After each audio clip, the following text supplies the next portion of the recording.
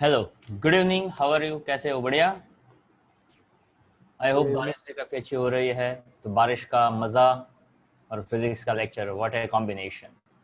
Okay, तो उस बारिश के मौसम मौसम को अब बाहर जो देख रहा है उसको याद करते हुए और इन्जॉय करते हुए आज हम चैप्टर नया, that's chapter 5 laws of motion की ओर आगे बढ़ने वाले हैं।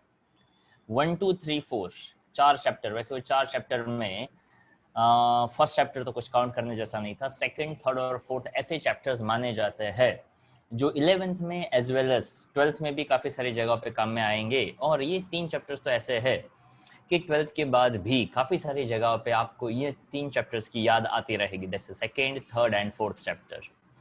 फोर्थ चैप्टर के अंदर कुछ पॉइंट्स ऐसे भी हमने कवर करने का ट्राई किया जो ऑफिशियली उस चैप्टर के पोर्शन या तो उस पार्ट में नहीं थे। वो भी हमने यहाँ पे ट्राई किया उसको हैंडल करने का या तो समझाने का, जिसके अंदर हमने डॉट प्रोडक्ट क्रॉस प्रोडक्ट को कवर किया। उसमें डॉट प्रोडक्ट और क्रॉस प्रोडक्ट की प्रॉपर्टीज़ को भी हमने लिया। एंड आई इंसिस्ट कि वो आपको प्रॉपर्टीज़ अब याद होनी चाहिए, ताकि हमने पढ़ा दिया तो आपको याद होना चाहिए। Whether it's in the chapter 4, it's a part of chapter 4 or not, it's not concerned now. अब हम आगे बढ़ते हैं चैप्टर 5 की ओर, जिसको कहते हैं लॉज ऑफ मोशन। तो देखिए, लॉज ऑफ मोशन के लिए हमें बहुत बेसिक्स इंफॉर्मेशन जो है वो हमारे पास होनी चाहिए। तो लॉज ऑफ मोशन बेसिकली क्या समझाना चाहता है, क्या कहना चाहता है? तो लॉज ऑफ मोशन बहुत बहुत बहुत ही मज़ेदार चैप्टर है वैसे तो देखा जाए तो। सबसे पहला पॉइंट तो लॉज ऑफ मोशन क्या कहता है? तो कि लॉज ऑफ मोशन ऐसा कहता है, वैसे आपने लॉज ऑफ मोशन पढ़ा है। If you just remember Newton's first law, second law, तो वो जो भी है it's a part of laws of motion. तो उसी की बात आज हमें करनी है, चैप्टर नंबर 5। ठीक है, चलो। तो देखिए, लॉज ऑफ मोशन सच में बहुत ही इंटरेस्टिंग चैप्टर है। वहाँ पे अगर आप थोड़ा सा अपना इनपुट दे, समझने का ट्राई करें, तो ये सच में मज़ेदार हो सकता है। तो लॉज ऑफ मोशन जो है, तो डेफिनेटली जब हम मोशन के लॉ की बात करते हैं तो हम ऑलरेडी देख चुके हैं motion in a straight line, motion in a play. Yes, anyone remember Newton's तो नाम सुना होगा, आइजैक न्यूटन का नाम तो सुना होगा सब लोगों ने। तो क्या आप में से कोई ऐसा बता सकता है न्यूटन के जो दो तीन लॉ थे उसमें से किसी को क्या कोई law? Yes, anyone tell me what the first law? कोई बोलना चाहेगा? Nishant, Kushal, Ved, yes anyone? तो क्या पूछा आपने? Newton's first law. यस, नहीं आप बताइए क्या होता है Newton's first law?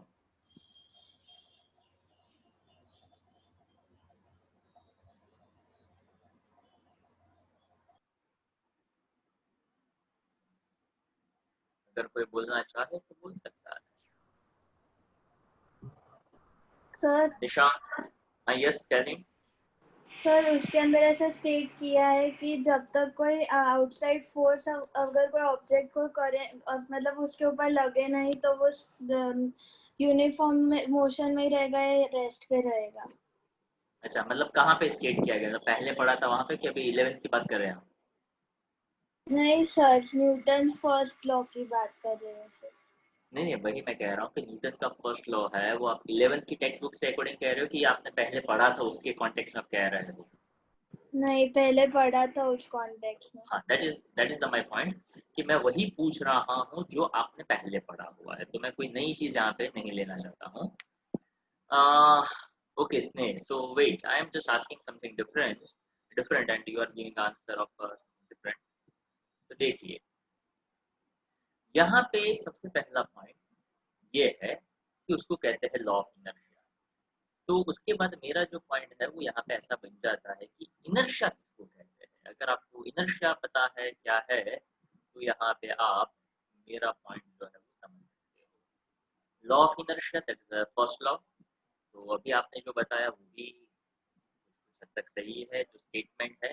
But I am asking about what is inertia. तो कोई बताएगा इनर्शिया क्या हो सकता है?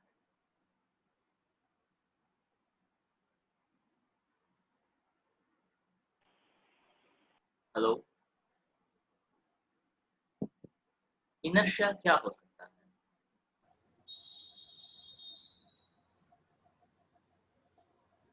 थिंक आपने कहा ना लॉ ऑफ जी यस सर उसमें कोई भी अगर सब्सटेंस या कोई मैटर होता है ना, वो अपने वो जो स्टेट है ना उसमें ही रहता है जब तक उस पर कोई एक्सटर्नल फोर्स ना लगे। काफी बढ़िया काफी बढ़िया। ओके रिपीट करेंगे फिर से। सर कोई भी सब्सटेंस और या मैटर हो ना, उस पर वो अपने एग्जिस्टिंग जो है ना उसमें ही रहेगा, मतलब एग्जिस्टिंग फॉर्म में ही रहेगा जब तक उस पर एक्सटर्नल फोर्स ना लगे। सर हाँ बोलिए सर हर एक ऑब्जेक्ट मोशन रेस्ट में या मोशन में रहने का ट्राई करेगा जब तक कि उस पे कोई एक्सटर्नल फोर्स ना लगता हो। वो जो आप बोल रहे हो ना दोस्त, that is the first law. तो हमें यहाँ पे अभी फर्स्ट लॉ का जो पोर्शन है जिसके अंदर आता है इनर्शिया, मैं उसकी बात कर रहा हूँ। तो इनर्शिया जो है, तो देखिए इनर्शिया को कहा जाता है basically inertia is a consider as a inherent property of the material. जिस वजह से ऑब्जेक्ट का शेप साइज है वो बनता है, उसको कहते हैं उसका inertia. Inertia is just something like that, the property of the material or the property of the object due to its possessed mass. उसने जो मास possess किया हुआ है उसके वजह से उसके अंदर जो है ना, जैसे कि अगर मैं ऐसा कहूँ कि मान लो मैं अभी यहाँ पे चलते चलते मैं रोड पे निकला, तो आपको क्या लगता है कि भीड़ इकट्ठा हो जाएगी, ओ जयदत्त भाई जयदत्त, ऐसा होगा कुछ? ओके मुझे कितने लोग जानते हैं? स्टूडेंट्स है, ओह बहुत सारे, नहीं नहीं, जो मेरे पास पढ़ते हैं जिसको मेरे बारे में पता है वो मुझे जानते हैं। अगर कोई मिल गया, oh hello sir how are you, okay fine. मान लो इन द सेम केस अपने इसी रोड से, वैसे तो वो निकल ही नहीं सकते, फिर भी हम ऐसा मान ले कि इस रोड पे अमिताभ बच्चन निकले ऐसे ही टहलने के लिए, तो जैसे मैं टहल सकता हूँ वैसे क्या अमिताभ बच्चन टहल सकता है? क्यों? क्योंकि यार वो बस नहीं टहल सकता, वो सेलिब्रिटी है, उसकी काफ़ी सारे फैन है, there is something he possessed. अब वो भी इंसान है, मैं भी इंसान हूँ, मेरा भी एक नाक उसका भी एक नाक, उसके दो कान मेरे भी दो कान, उसकी दो आँख मेरी भी दो आँख। अरे यार वो है आप है, मतलब बताइए क्या? नहीं वो है आप अपन, मतलब क्या? ही possess something, what he possessed I don't know। और अगर मान लो अमिताभ बच्चन जो है वो ऐसे कोई कंट्री में चला जाए जहाँ पे बॉलीवुड मूवीज वगैरह नहीं देखते हैं, जिसको किसी के बारे में पता नहीं, जैसे कि न्यूयॉर्क की सड़कों पे चले गए, वैसे वहाँ पे भी वो काफ़ी फेमस है, काफ़ी वो थोड़े टाइम से है इसलिए। पर मान लो ऐसी कोई जगह पे चले गए, फॉर एग्जांपल ऑस्ट्रेलिया चले गए जहाँ पे उसको कोई ज़्यादा पहचानता नहीं, तो ऐसे टहल सकते तो क्या? हाँ। पर क्या ऑस्ट्रेलिया की सड़कों पे नरेंद्र मोदी ऐसे जा सकते हैं? नहीं यार, वो तो वर्ल्ड फेमस पर्सनालिटी है। He possessed something. What he possessed? नहीं वो कुछ है, और वो कुछ क्या है? वो भी इंसान, ये भी इंसान, मैं भी इंसान, तो वो कुछ तो है जिसको हम डिफाइन नहीं कर पाए, जिसको हम बता नहीं पाए, but that something that each and every person possessed।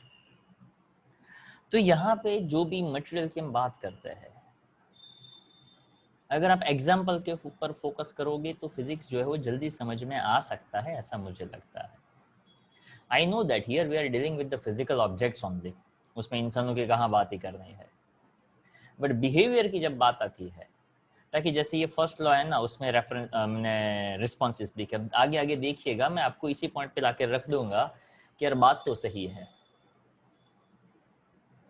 तो फर्स्ट लॉ जो था वो ऐसा कहता है, body remain in A state which is possessed if a body in a rest position remains its a rest position, if body in a motion it continues a motion until and unless we are not exerting any kind of a external force।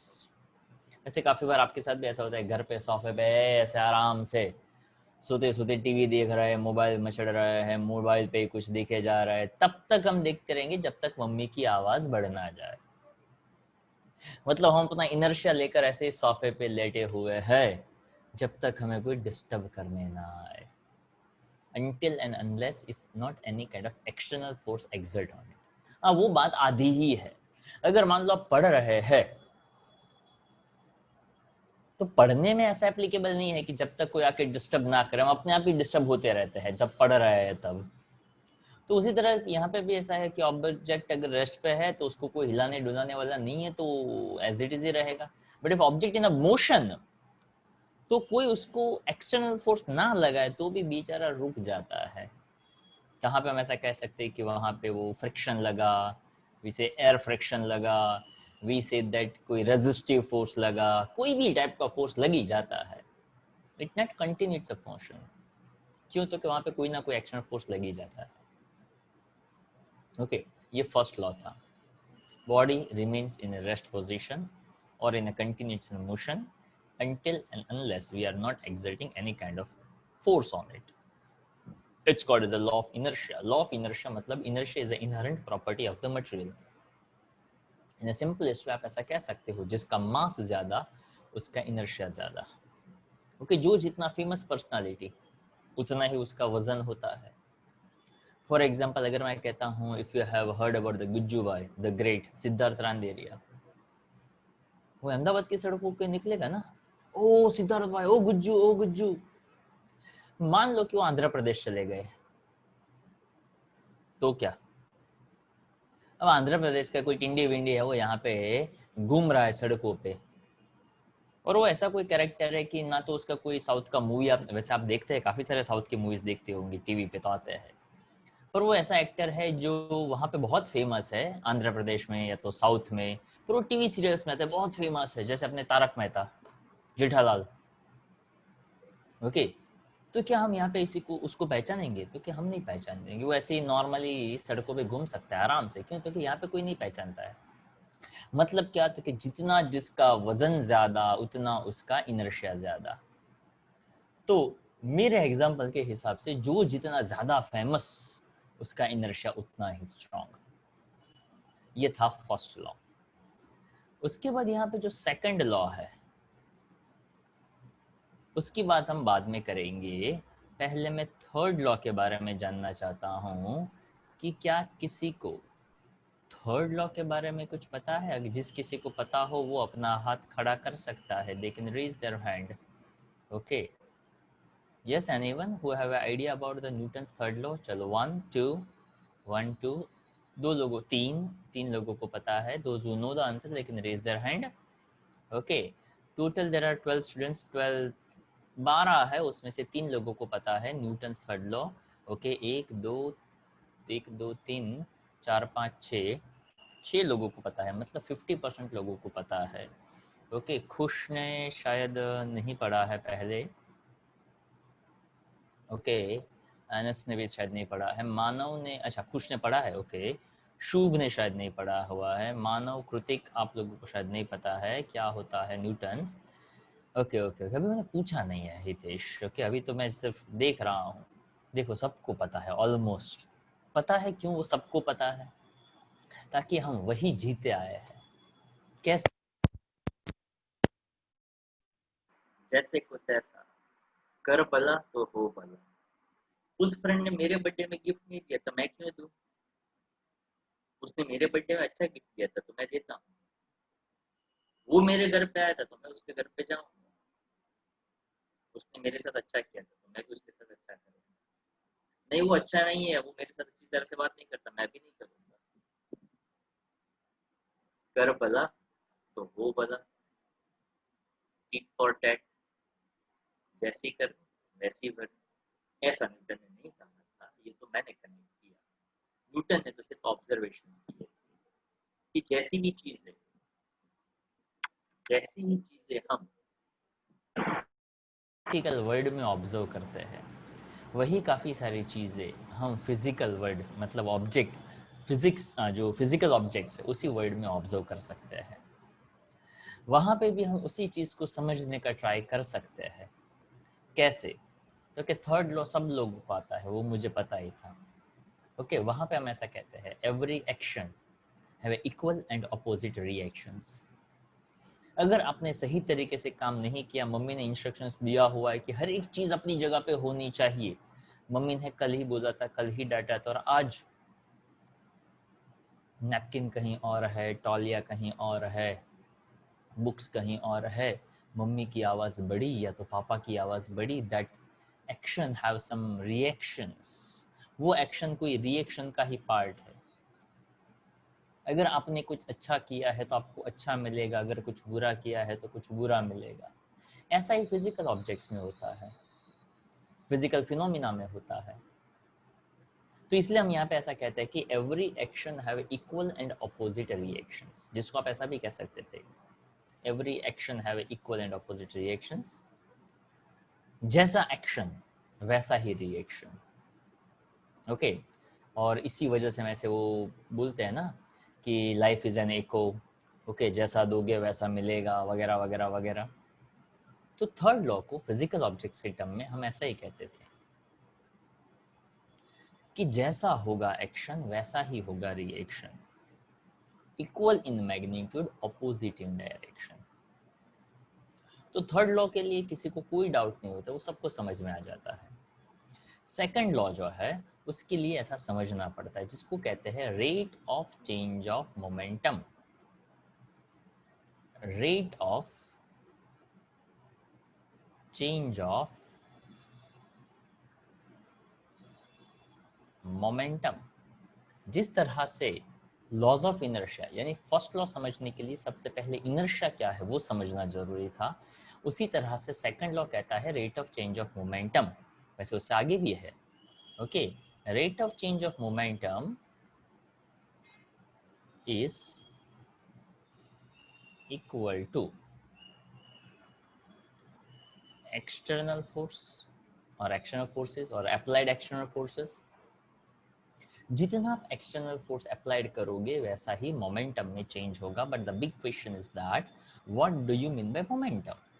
तो सबसे पहले यहाँ पे आपको momentum के बारे में पता होना चाहिए। तो मोमेंटम, वैसे ये क्वांटिटी हम डायमेंशनल फॉर्मूला के लिए हम देख चुके हैं। मोमेंटम के बारे में शायद आपने आगे के स्टैंडर्ड्स में भी मतलब पढ़ा होगा, पिछले स्टैंडर्ड्स में, जैसे कि 9th है 10th है। स्पेशली जो 11th स्टैंडर्ड के टॉपिक है उसको आप 9th की टेक्स्ट बुक से रिलेट कर सकते हैं। कहीं ना कहीं पे ये सभी टॉपिक आपको 9th स्टैंडर्ड की टेक्स्ट बुक से मिल सकते हैं, और उसी तरह से 12th स्टैंडर्ड के टॉपिक जो है वो आपको 10th की टेक्स्ट बुक से मिल सकते हैं। तो जैसा आपका 9th स्टैंडर्ड था वैसा आपका 11th स्टैंडर्ड, जैसा आपका 10th था वैसा आपका 12th स्टैंडर्ड। तो मोमेंटम का मतलब होता है product of mass and the velocity. And now this arrow is now not new thing for you, now you are quite familiar with that. This arrow shows that it is a vector quantity, वो vector quantity है। Momentum in the direction of velocity, momentum है वो velocity के direction में रहेगा। अगर हम ऐसा कहते हैं कि कोई ऑब्जेक्ट सर्कुलर पाथ पे घूमता है, velocity in the tangential direction, then momentum also in the tangential direction. ताकि यहाँ पे मास जो है वो स्केलर है, तो जो भी डायरेक्शन होता है वो वेलोसिटी का ही होता है।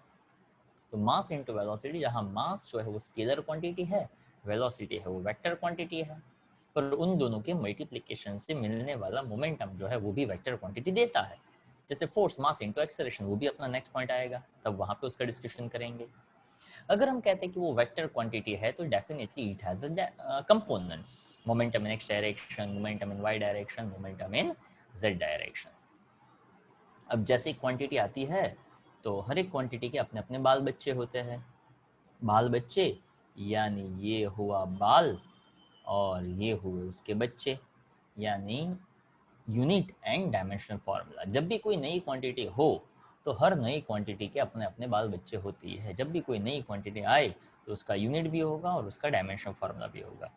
तो यूनिट होता है इसका केजी मीटर पर सेकेंड, और इसके हिसाब से बन जाएगा m1 l1 t-1, ये उसका हो गया dimensional formula. So on that basis हम यहाँ पे यूनिट्स और डायमेंशनल फार्मूला बता सकते हैं। तो जैसे ही हमें मोमेंटम के बारे में पता चला, वेक्टर क्वांटिटी है, उसका डायरेक्शन वेलोसिटी की डायरेक्शन में रहेगा, तो अब हम यहाँ पे second law, okay, of course second law of motion ऐसा कहना चाहिए। तो सेकंड लॉ के बारे में आप ऐसा कह सकते हैं कि F एक्सटर्नल, या तो जो फोर्स है, which is equals to rate of change of momentum. When we say rate of change of momentum, उसका मतलब होता है delta P by delta T, change in momentum with respect to time. If I just see that any time there is a limit means delta, तो delta हो तो आप वहाँ पे लिमिट फंक्शन लगा सकते हैं. Limit delta t tends to 0 delta p by delta t, so I can say it is a dp by dt and which is equivalent to f.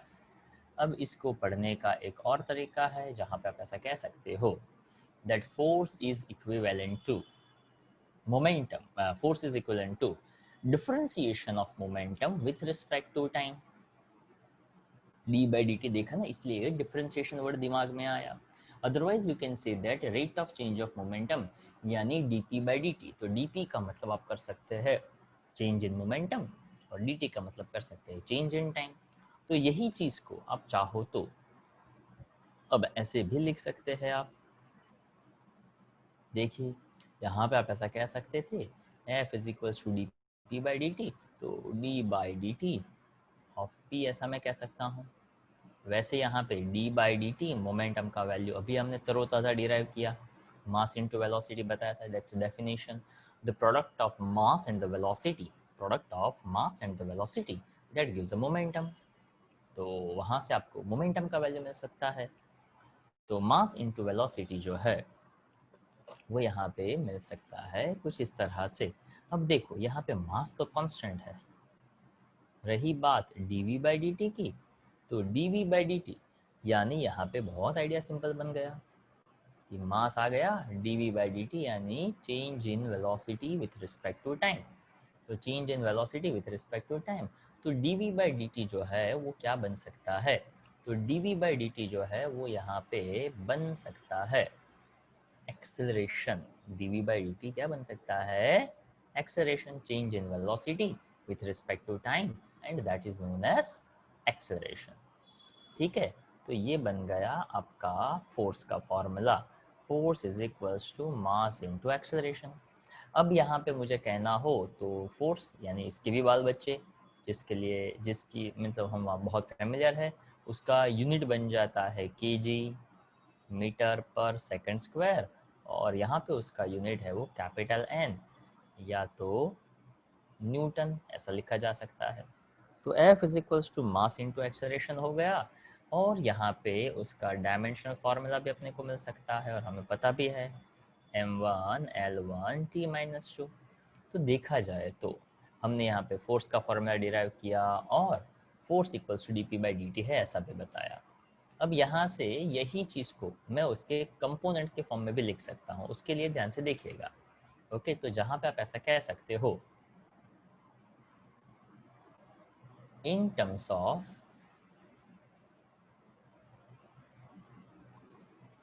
components. तो in terms of components मतलब क्या, तो कि यहाँ पे एक बहुत simple सी बात है, फोर्स का कंपोनेंट. तो कि force having a component f x i cap, f y j cap और एफ जेड के कैप, ऐसा मैंने कहा. तो उसी तरह से मोमेंटम के भी तो 3 कंपोनेंट हो सकते हैं, p x, p y and p z. तो अगर यही चीज़ मैं कंपोनेंट के टर्म में लिखना चाहूँ तो मैं ऐसा कह सकता हूँ f x equals to D p x by D T, f y is equals to D p y by D t and f z is equals to D p z by D t. ठीक है, तो ये यहाँ पे क्या क्या बना, तो कि ये यहाँ पे बहुत सिंपल सा आइडिया बना, और वो सिंपल सा आइडिया ऐसा बना कि यहाँ पे फोर्स चेंजेस यानी एफ एक्स, उसका मतलब momentum changes in x direction with respect to time, वो फोर्स देता है. Momentum changes in y direction with respect to time, वो भी यहाँ पे फोर्स दे सकता है, पर वो फोर्स हो जाएगा वाई डायरेक्शन का. ठीक है, तो यहाँ पे आप बहुत ही सिंपल सा आइडिया जो है वो यहाँ पे लगा सकते हो. तो एफ एक्स, एफ वाई और F z which is like f x i cap, f y j cap and f z k cap. तो ये हो गया उसका इन टर्म्स ऑफ कंपोनेंट का कॉन्सेप्ट. अब यहाँ पे क्या क्या करना है, तो कि देखो जैसे मैंने अभी बताया, बहुत सिंपल सी बात. हाँ, जैसे कि मैंने बताया momentum is equals to mass into velocity. अगर मान लो अब आपके पास दो ऑब्जेक्ट है, एक है साइकिल है और एक ट्रेन है, दोनों का स्पीड सेम है, ओके, तो किसको रोकना आसान है? तो आप कहोगे कि सर कुछ भी हो, मास तो ट्रेन का ही ज़्यादा है, तो उसको तो रोक ही नहीं पाएंगे। अगर ट्रेन एकदम स्लोली स्लोली भी आ रहा है तो भी थोड़ी ना हम उसको रोक पाएंगे। साइकिल कितना भी स्पीड में हो, अगर सामने से भी रोकना चाहे थोड़ा डिफिकल्ट है, पर ट्राई तो ज़रूर कर सकते हैं, साइकिल है इसलिए, ताकि साइकिल का मास कम है। ट्रेन कितना भी स्लो हो पर उसका मास बहुत ही ज़्यादा है, तो हम उसको नहीं रोक पाएंगे। तो यहाँ पे मोमेंटम और मास और वेलोसिटी को लेकर कुछ कुछ पॉइंट्स हम डिस्कस करेंगे कि अगर मैं ऐसा कहता हूँ p कांस्टेंट है, तो p कांस्टेंट है तो क्या मैं ऐसा कह सकता हूँ mass into velocity also constant, यानी velocity is inversely proportional to mass, ऐसा हो जाएगा। पर कब? जब मोमेंटम कांस्टेंट हो तब, मतलब एक कंडीशन मैंने लिया कि भाई मोमेंटम कांस्टेंट है। So when momentum is constant, mass and velocity in inverse relation. दूसरा पॉइंट, अगर मैं ऐसा कहता हूँ मास कांस्टेंट है, तो अगर मास कांस्टेंट है तो आप ऐसा कह सकते हो p प्रोपोर्शनल टू v, मतलब वेलोसिटी बढ़ा मोमेंटम बढ़ा। अगर मोमेंटम बढ़ रहा है उसका मतलब ये है कि मास बढ़ रहा है, सॉरी वेलोसिटी बढ़ रही है, माय मिस्टेक, मास तो कांस्टेंट लिया, तो वेलोसिटी का change that gives a change in the momentum, या तो ऐसा कह दो मोमेंटम का change that happen due to change in velocity, ताकि मोमेंटम और वेलोसिटी एक दूसरे के डायरेक्ट रिलेशन में है। अब तीसरा एजम्पशन क्या ले सकते हैं आप? तो कि तीसरा एजम्पशन ऐसा आप कह सकते हो कि अगर मान लो मैंने कह दिया मोमेंटम चेंज हो रहा है पर वहाँ पे हमने वेलोसिटी को कांस्टेंट रखा है, जैसे कि देखो यहाँ पे d by D t m v था, तो यहाँ पे मैंने मान लिया कि जब भी हम फोर्स लगाते हैं तो वहाँ पे मास कांस्टेंट मान लिया। मास को कांस्टेंट मान लिया मतलब वहाँ पे जो भी डिफरेंशिएशन हुआ, यानी एक वेलोसिटी में चेंज हुआ, कौन सी वेलोसिटी में चेंज हुआ? तो कि वेलोसिटी, सॉरी कौन सी क्वांटिटी में चेंज हुआ? तो कि वेलोसिटी में। तो dv by dt that gives the acceleration. There is a change in the velocity with respect to time with one condition applied, it's what? Mass is constant.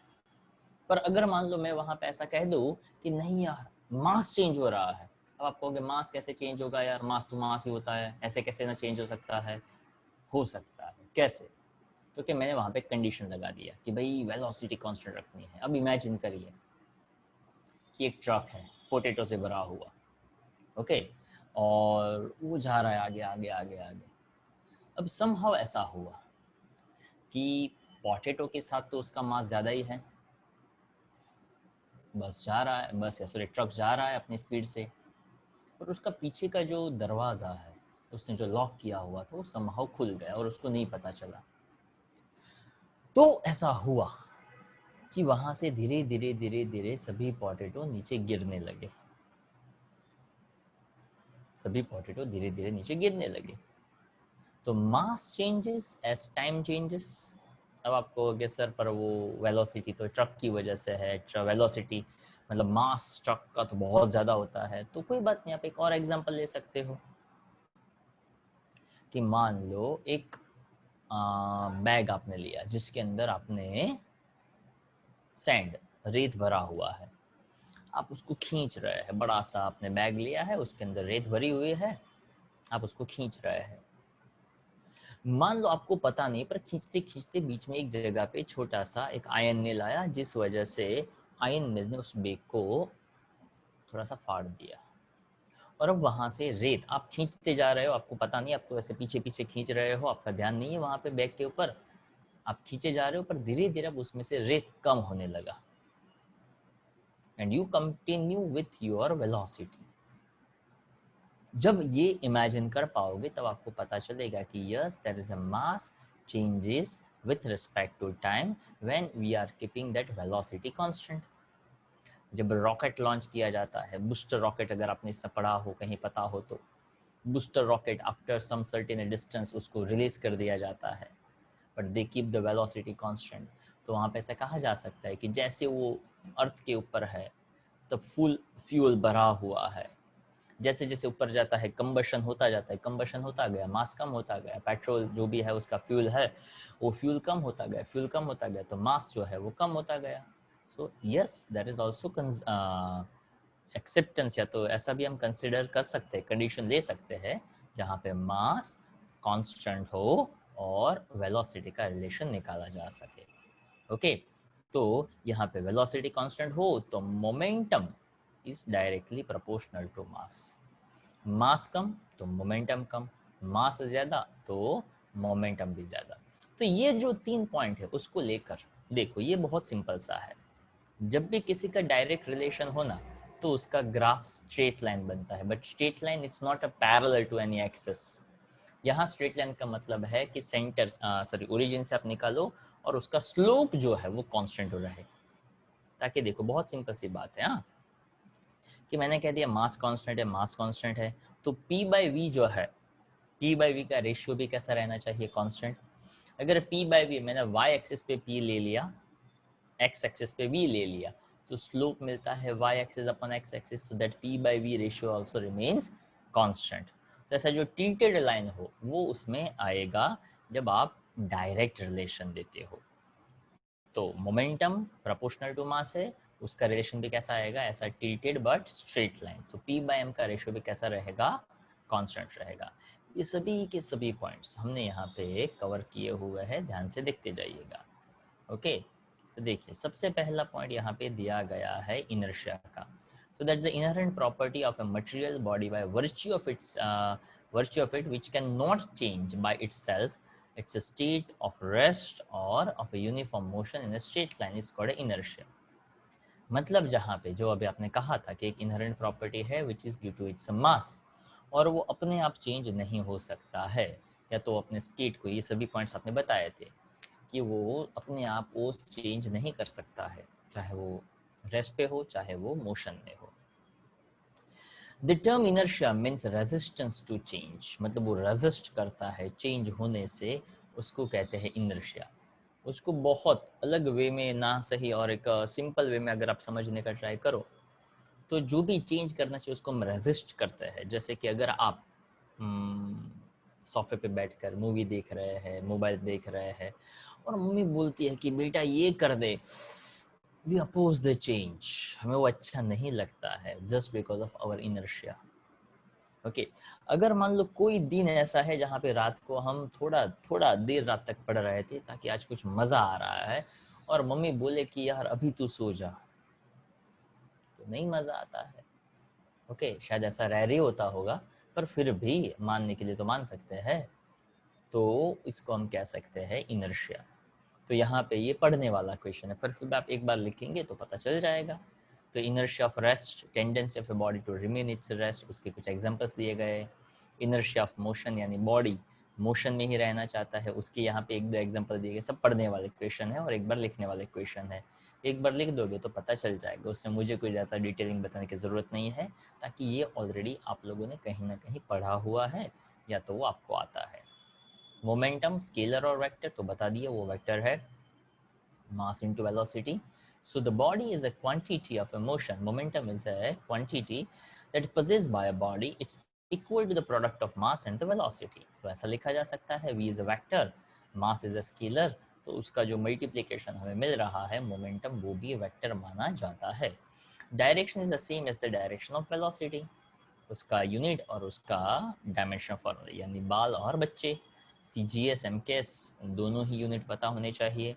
वैसे dimension formula तो दोनों का same रहेगा। Sorry, discuss the variation of a momentum when two body of equal और different masses have different और equal momenta. यानी जो मैंने पॉइंट्स बताए वो यहाँ पे हम ग्राफिकली चेक करेंगे कि वेरिएशन ऑफ मोमेंटम, तो वेरिएशन ऑफ मोमेंटम हम 3 तरीके से दे सकते हैं।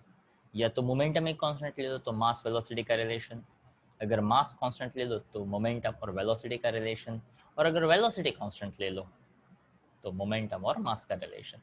अब यहाँ पे केस 1 पहला केस कंसिडर कर लिया, 2 objects each of mass m। Each of mass m मतलब ये कौन सा किस्सा बना, जहाँ पे मास कांस्टेंट है। मास कांस्टेंट है तो momentum is directly proportional to velocity, velocity ज़्यादा तो मोमेंटम ज़्यादा। यहाँ पे बता दिया v1 ग्रेटर देन v2, तो v1 बड़ा है तो मोमेंटम p1 भी बड़ा होगा v2 से। तो कंपैरिजन जो है वो आपको यहाँ पे आइडिया इजीली दे सकता है। तो p1 is equals to mv1 and p2 is equals to mv2।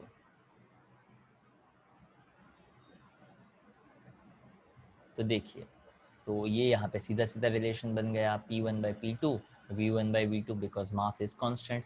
Ratio ले लो तो पता चलेगा। So p1 proportional to v1, p2 proportional to v2, जो मैंने आपको बताया। तो ये पहला ग्राफ, मास कांस्टेंट हो तो डायरेक्ट रिलेशन, v कांस्टेंट हो तो भी डायरेक्ट रिलेशन, और तीसरा मोमेंटम कांस्टेंट हो तो इनवर्स रिलेशन वेलोसिटी वर्सेस मास। तो ये यहाँ पे आपको ग्राफ ऐसा मिल सकता है।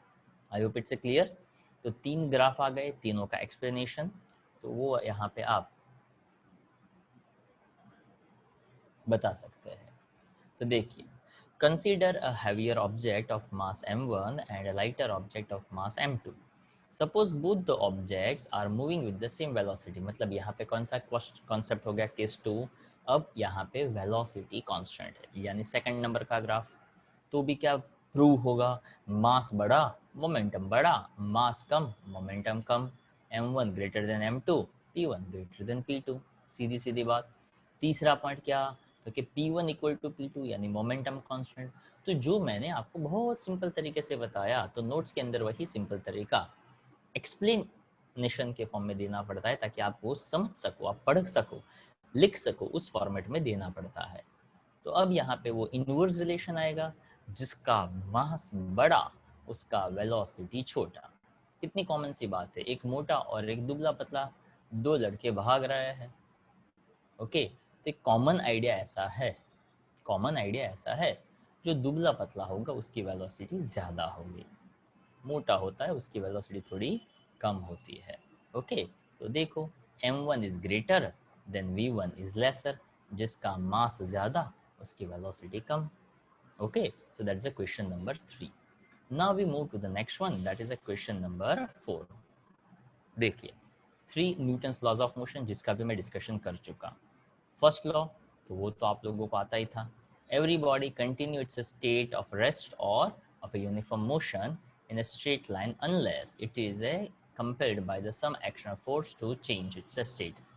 मतलब जब तक हम उसके ऊपर कोई एक्सटर्नल फोर्स ना लगाए, तब तक stationary object remain stationary and moving objects, okay, it's continue its motion. तो वो अपना मोशन जो है वो कंटिन्यू रखता है। प्लस सेकंड लॉ क्या कहता है, तो कि सेकंड लॉ कहता है the rate of change of linear momentum, वो भी हमने बताया dp by dt is equals to force, यानी change in a momentum, change in a rate of change of momentum of a body is directly proportional to applied force dp by dt is equals to f। वो second law. और हम सबका favourite third law, to every action there is always equal and opposite reaction. जैसा करेंगे वैसा ही हमें मिलेगा। अब यहाँ पे उसके एग्जाम्पल्स या तो उसका explanation, so that is the question number 5। तो जो हमने समझा है, जो हमने यहाँ पे अप्लाई किया है, उसी के कुछ एग्जाम्पल्स दिए गए। Give some examples. वैसे ये एग्जाम्पल्स वो समझने के लिए होता है। नो बडी विल आस्क कि लिखो ये एग्जाम, नो, ऐसा कोई नहीं पूछता है। ओके, तो जो भी टेस्ट वगैरह होती है, जो भी स्कूल लेवल पे अगर हम बात करें या तो बोर्ड्स लेवल पे बात करें, 11th में तो वैसा नहीं होता है, पर जो भी बोर्ड्स लेवल पे होता है तो वहाँ पे 1-2 चैप्टर नहीं होते हैं। जब चैप्टर ज़्यादा होते हैं तब ऐसे क्वेश्चंस है वो पूछे नहीं जाते हैं। ऐसे क्वेश्चंस सिर्फ समझने के लिए होते हैं, जो आपका कोई ना कोई कॉन्सेप्ट जो है उसको क्लियर करवाता है। So these kind of A question just to develop a thinking, just to develop a concept. Okay, some examples from a daily life that illustrate the law of inertia। तो generally, वैसे आपको नहीं पता हो तो मैं बता दूं, जितना आप डे टू डे लाइफ के साथ कनेक्ट करते हो फिजिक्स को, उतना आपको फिजिक्स इजीली समझ में आ सकता है, ताकि वो हर जगह पे फिजिक्स है वो दिखता है आपको। जैसे कि आप आगे पढ़ेंगे वैसे आएगा रोटेशनल मोशन में। ओके, आपने अपना घर का दरवाज़ा तो देखा ही होगा, उस पर हैंडल भी देखा होगा, कड़ी भी कहीं पे देखी होगी आपने। Okay, lock. ओके, क्या कभी ऑब्जर्व किया कि कोई दरवाजे पे वो जो हैंडल है ना, वो हैंडल ऊपर रखा हो, स्टॉपर के बाजू में जस्ट, शायद नहीं।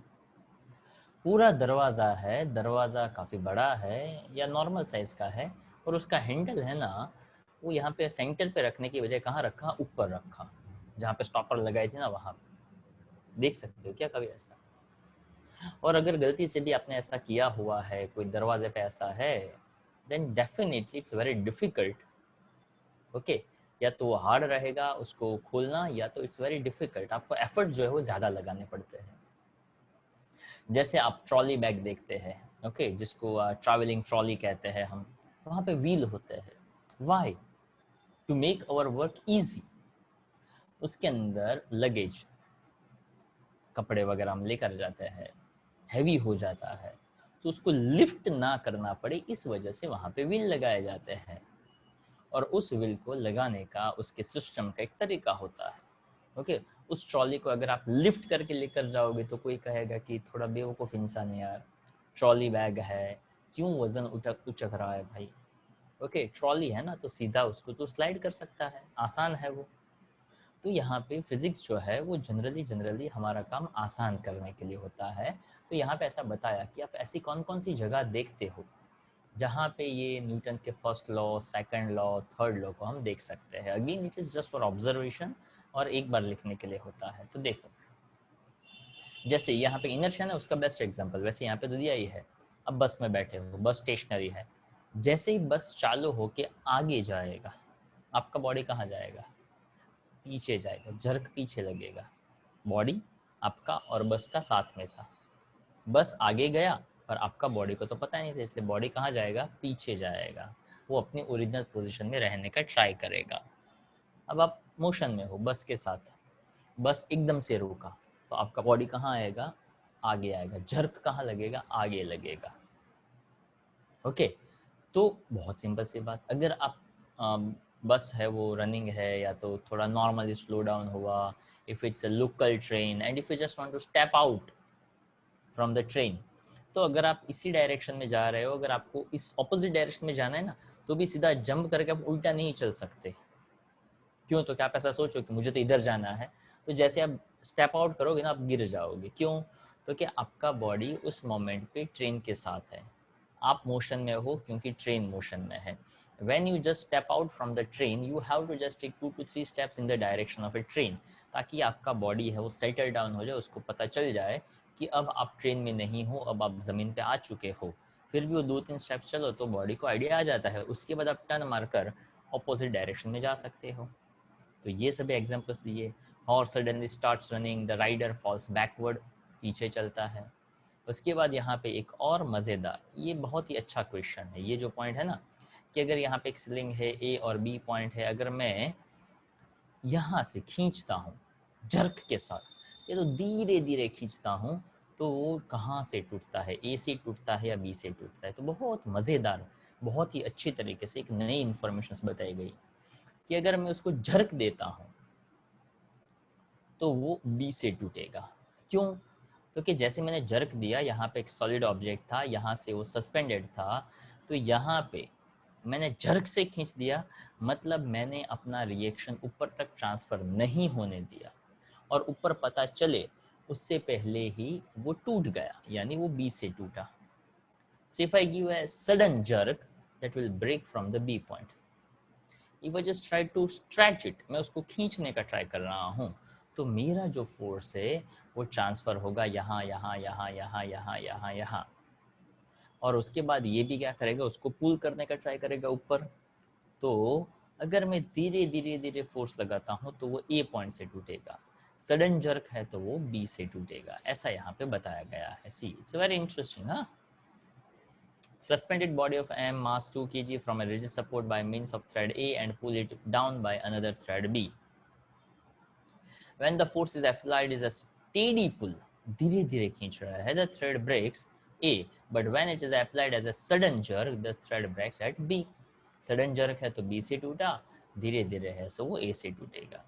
Now based on the inertia of motion, मतलब ये steady वाला था, inertia of motion, a person getting out of a moving bus, जो मैंने आपको समझाया, फॉरवर्ड डायरेक्शन, वो उसके आगे आगे ही जाना चाहिए ताकि वो मोशन में है, तो उसका बॉडी भी मोशन में है। Based on the inertia of direction, direction को लेकर देखो तो भी सेम रहेगा. During the sharpening a knife the spark coming from the grindstone of fly off tangential. अब ये देखा हो तो ये एग्जांपल समझ में आएगा. हम तो जब छोटे थे तब हमने ऐसा देखा था कि जनरली जो घर पे जो नहीं ऐसा बोलते हैं, वो घर पे ऐसे निकलते हैं, छुरी चाकू तेज करा लो, छुरी चाकू तेज, ऐसे बोलते बोलते निकलते हैं वो लोग. तो they just having a cycle और वहाँ पे एक व्हील होता है, मेटल का ही होता है वो जैसे जैसे वो पेडल लगाएगा वो व्हील भी उसके साथ साथ घूमेगा, और छुरी चाकू जो भी है, नाइफ वगैरह है, सीजर्स वगैरह है, उसके साथ वो उसको टच करवाएगा.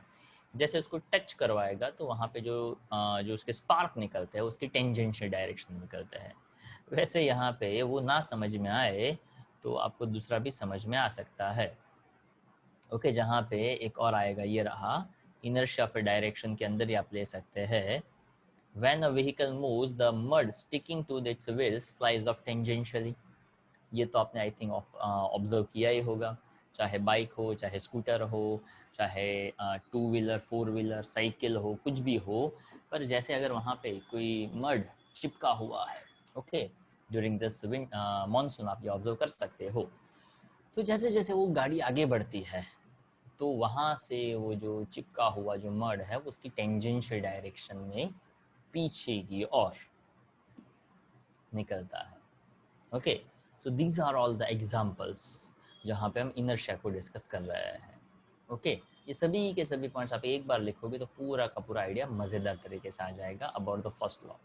अब आएगा सेकंड लॉ, वो भी मैं समझा चुका हूँ, इसका पूरा का पूरा मैंने आइडिया आपको दे दिया.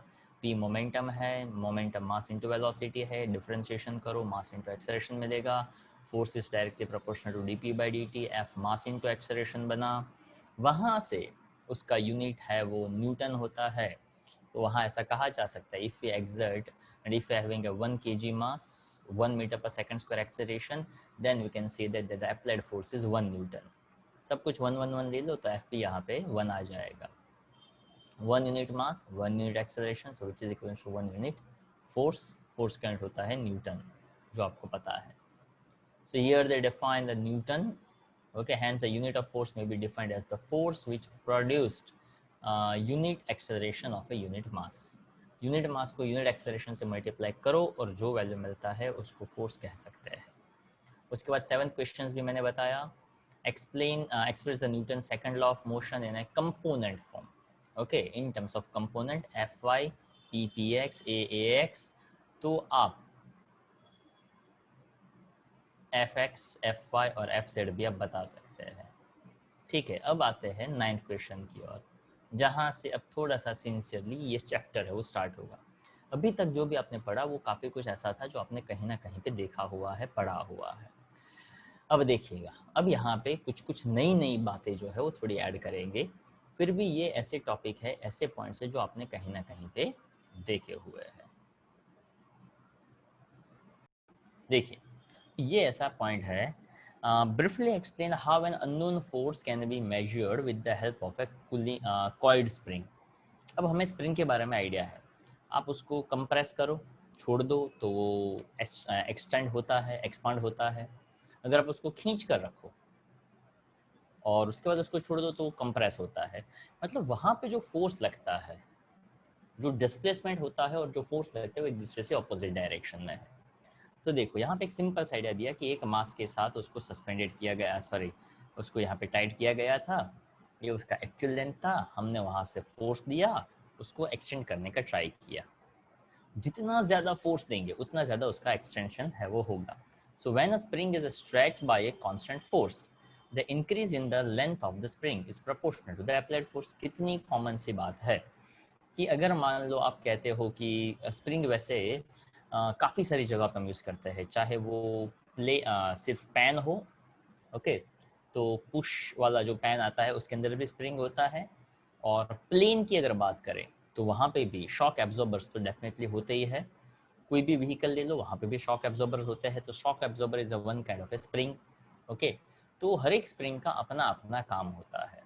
बट अल्टीमेटली इतना आइडिया क्लियर है, जितना आप उसको स्ट्रेच करते हो या तो जितना आप उसको कंप्रेस करते हो, उसके रिस्पेक्ट में उसमें लेंथ में या तो इंक्रीज होगा या तो डिक्रीज होगा. So if the mass of block 1 kg and acceleration produces 1 meter per second square, then the applied force that would be 1 Newton. तो अभी हम बता चुके ये है। तो बहुत ही सिंपल सा कॉन्सेप्ट ऐसा था। ये जो क्वेश्चन था ना, कि क्वेश्चन ऐसा था, explain how an unknown force can be measured with the help of A coiled spring. यानी यहाँ पे कैसे फोर्स पता चलेगा, तो कि फोर्स आपको कैसे पता चलेगा, तो कि फोर्स आपको पता चलेगा जितना लेंथ उसमें इंक्रीज होगा उतना वहाँ पे फोर्स ज़्यादा लगेगा। ओके, सिंपल सी बात, ये भी समझने के लिए था। What are the impulsive force? Impulsive force is very interesting. That's called as the impulse. अब देखो, वैसे हम अभी थोड़ी देर पहले ही देख चुके हैं F is equals to delta P by delta T या तो dP by dt कह सकते हो। If we exert the force for a very small time interval for any object, it is known as impulse. अब देखिएगा मजेदार बात, impulse, वैसे फोर्स इंटू डेल्टा टी करो तो क्या हो जाता है, डेल्टा पी हो जाता है। तो एक सेंस में इम्पल्स का मतलब हुआ चेंज इन मोमेंटम। पर ये एक मज़ेदार चीज़ है कि अगर मैं इम्पल्स पूछता हूँ तो इसके अकॉर्डिंग फोर्स का यूनिट न्यूटन, टाइम का सेकंड, तो इम्पल्स का यूनिट क्या बना, न्यूटन इंटू सेकंड। पर यार फोर्स इंटू डेल्टा टी वो तो मोमेंटम ही है, चेंज इन मोमेंटम है, और मोमेंटम का यूनिट क्या है, तो कि केजी मीटर पर सेकंड। तो जब क्वेश्चन इम्पल्स का हो तो न्यूटन इंटू सेकेंड लिखा करो, क्वेश्चन अगर मोमेंटम का हो तो केजी मीटर पर सेकेंड लिखा करो।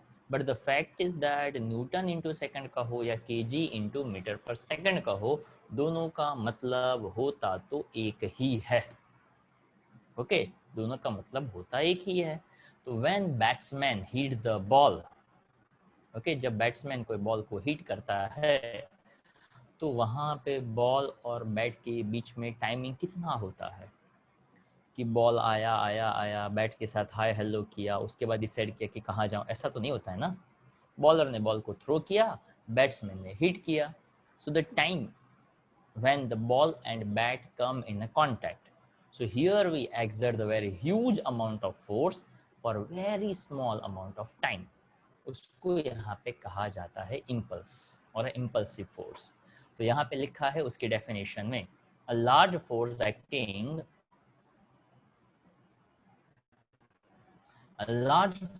acting for short time to produce finite change in the momentum is called impulsive force। तो अलग अलग एग्जांपल्स ले लिए, पहला एग्जांपल मैंने बता दिया, बाकी क्या पढ़ेंगे पता चल जाएगा। बहुत छोटे छोटे क्वेश्चन है, तो ये इस चैप्टर का थोड़ा सा स्पेशलिटी है। ओके, वैसे 1 to 4 और उसके बाद के जो रेस्ट ऑफ द चैप्टर्स है वहाँ पे थोड़े अलग अलग तरीके से चलेंगे। ओके, वैसे कंपैरेटिवली फिफ्थ है, उसमें बहुत कम ऐसे क्वेश्चंस है जो एग्जाम पॉइंट ऑफ व्यू से या तो डिस्क्रिप्टिव टाइप के पॉइंट ऑफ व्यू से काम में आ सकते हैं।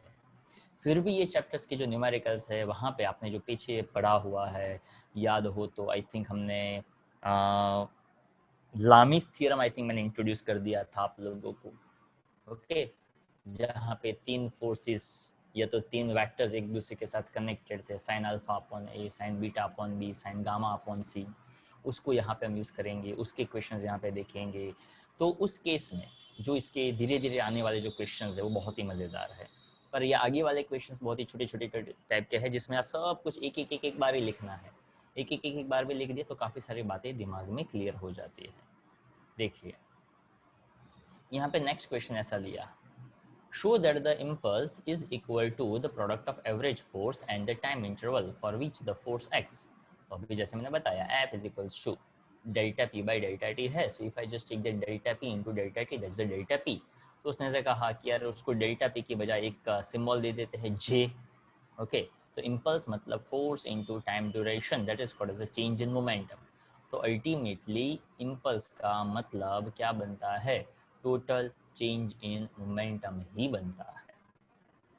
पर यहाँ पे उसको दिखने का एक तरीका बताया हुआ है कि आप उसको ऐसे सीधा सीधा मत बोलो, उसको थोड़ा थोड़ा टेढ़ा मेढ़ा करके बोलो तो थोड़ा अच्छा लगता है। कैसे, तो कि if I exert the force for a small time interval, तो आप उसको इम्पल्स का एक सिंबल दे दो, दैट्स अ जे। तो यहाँ पे स्मॉल टाइम तो डी जे, यानी small change in the impulse. अगर आप उसका इंटीग्रेशन करो तो इसका भी इंटीग्रेशन करना पड़ेगा, भाई कुल मिलाकर बात क्या बनने वाली है, फोर्स इनटू टाइम बनने वाली है। पर ये सभी स्टेप्स हैं ना, वो इस बात को सिर्फ और सिर्फ खींच रहे हैं। Okay, if you exert the force for the small time, impulse will be the small. If you want the total impulse, take integration, then take integration here. वहाँ फोर्स तो कांस्टेंट है, तो कौन चेंज होता है, तो कि टाइम। तो इंटीग्रेशन है तो उसकी लिमिट्स ले लो, in lower time to the upper time, lower limit to the upper limit, integration करो, T2 माइनस T1 करो, अल्टीमेटली घुमा फिरा कर फिर से क्या बताया, तो कि force into change in time बताया। Okay, so the impulse of a force is equal to the product of average force and time interval for which it acts. फिर से नई क्वांटिटी बच्चे, तो वो भी हम इंट्रोड्यूस कर चुके। इम्पल्स है तो न्यूटन इनटू सेकंड लॉ, और which is like impulse which is like a momentum, तो डायमेंशनल फॉर्म तो सेम रहेगा, m1 l1 t-1। तो ये क्वेश्चन MCQ के लिए काम में आ सकता है, या तो शॉर्ट क्वेश्चन में काम में आ सकता है।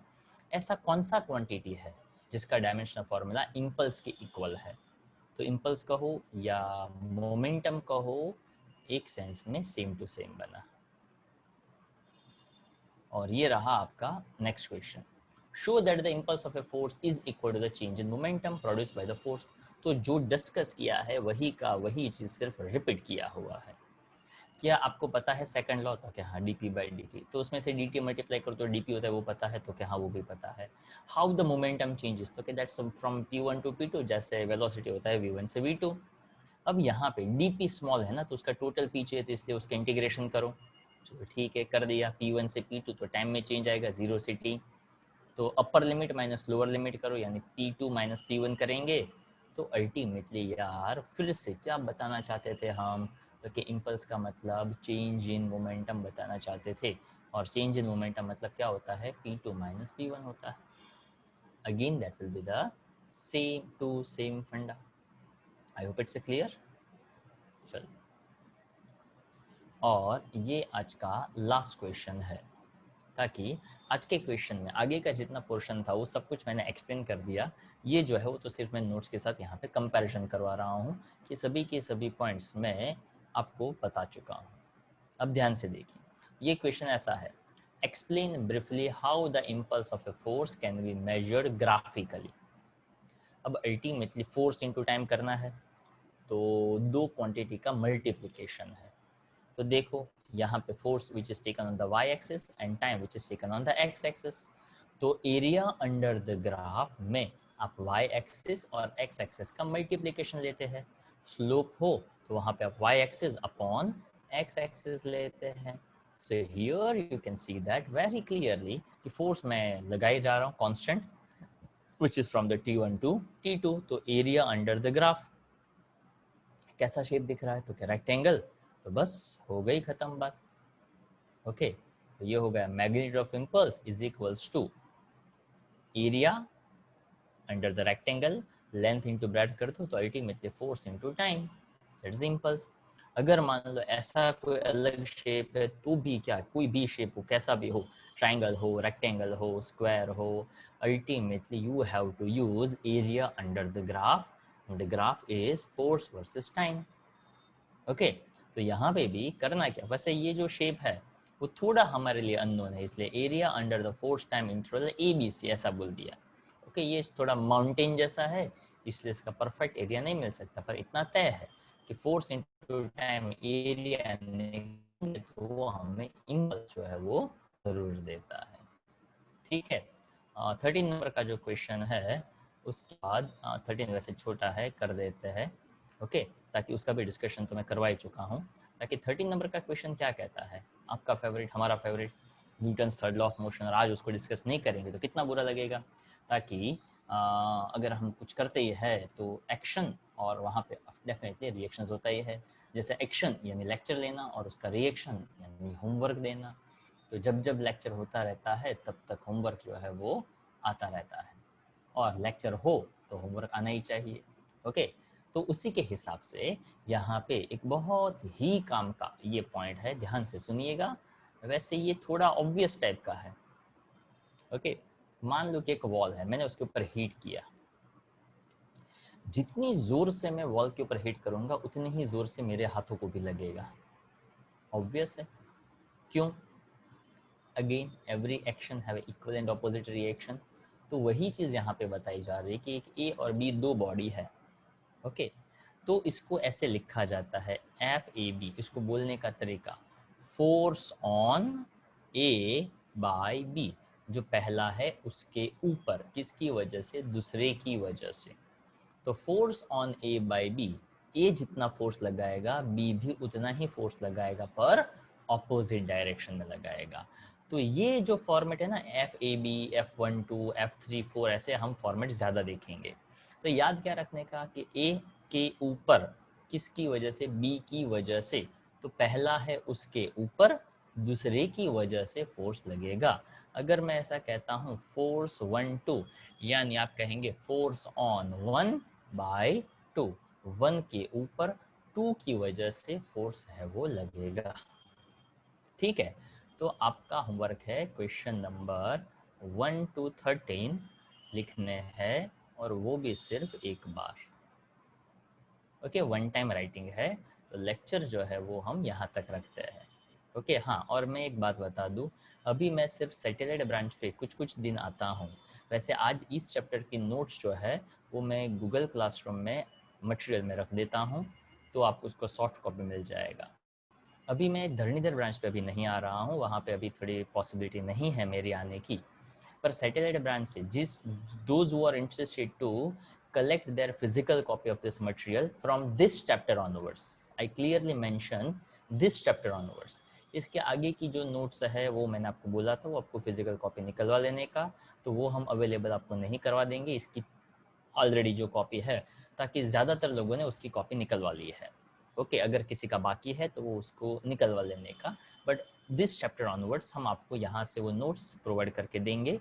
तो अभी जो लेना चाहता है तो वो मुझे एटलीस्ट ग्रुप में या तो मुझे मैसेज कर दे कि भाई हम लेने आने वाले हैं, तो हम कब आए, ताकि मैं यहाँ पे रोज़ नहीं आता हूँ और मैं ही सिर्फ होता हूँ, इसलिए everything that I have to manage. ठीक है, तो आप मुझे बताइएगा, तो उसके हिसाब से आप आकर अपना कॉपी जो है वो ले सकते हैं। अभी आज सॉफ्ट कॉपी अवेलेबल है, कल से शायद वो हार्ड कॉपी अवेलेबल हो जाएगा। तो मैं सैटेलाइट ब्रांच पे ही होता हूँ, those who are interested to get that copy, तो सैटेलाइट ब्रांच से आकर ले सकता है, या तो मुझे इन्फॉर्म कर सकता है कि भाई हम आने वाले हैं, तो हम कौन से टाइम पे आए। For Dharanidhar branch I am just planning on the Saturday, तो जो भी होगा वो मैं ग्रुप में अपडेट कर दूँगा। ठीक है, तो आज का लेक्चर हम यहाँ तक रखते हैं।